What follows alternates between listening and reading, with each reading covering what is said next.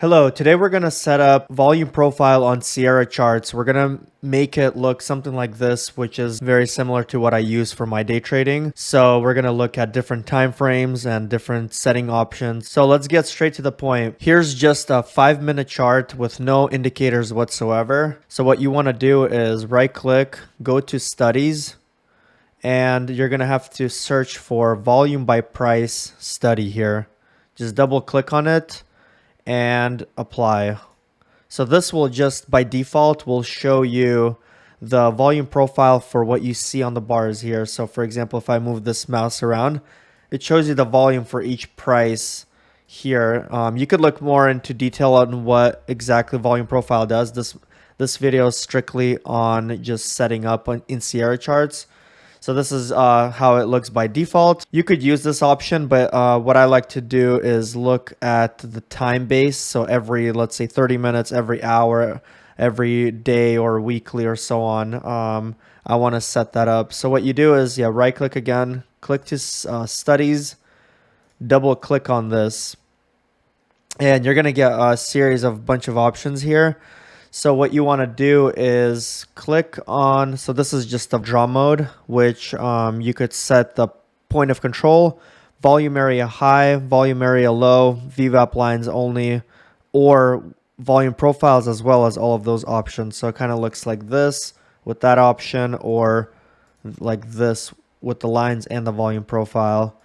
So let's just keep it at default. This one, I just leave it as 0. I'm not going to go through all of these options because it's going to take forever to go through everything. I'm just going through some of the things that I do. And so for example, this one I set to 1. I want to see every tick, not every 2 ticks per volume bar. So if you see it, it's going to change to more granular viewpoint, and I want to see a more detailed volume profile.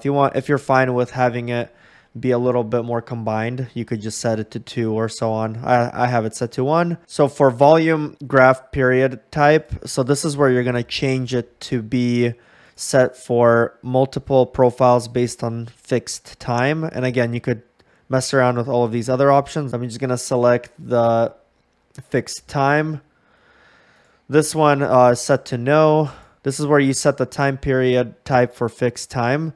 And here you could do minutes, days, weeks, months, years, seconds, quarters. So if you set it to minutes, in this example, we're doing a 60-minute volume profile bars. So here you have, so this is where you would set 60 minutes here, number of bars based on bar count. You also set that to 60.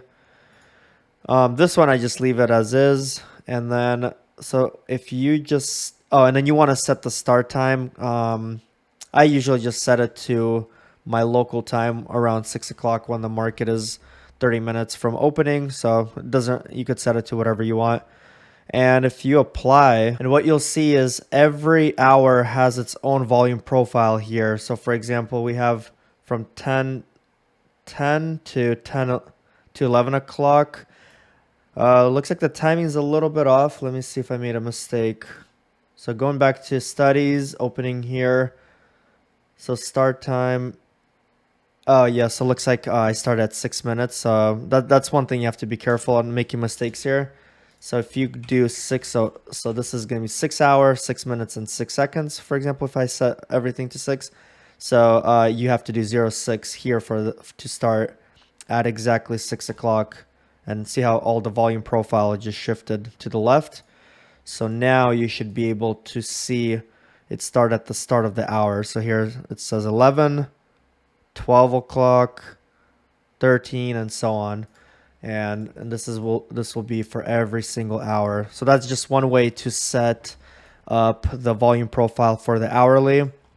You could do this for the weekly. Here's an example I have on a 60-minute bar. These are weekly volume profile areas here. So if I go to studies, what you'll see, most of the difference will be in time period type for fixed time is set to weeks now, and a period length for 1 week, and so on. So I could obviously change this to days, and then it's going to be showing volume profile for the day.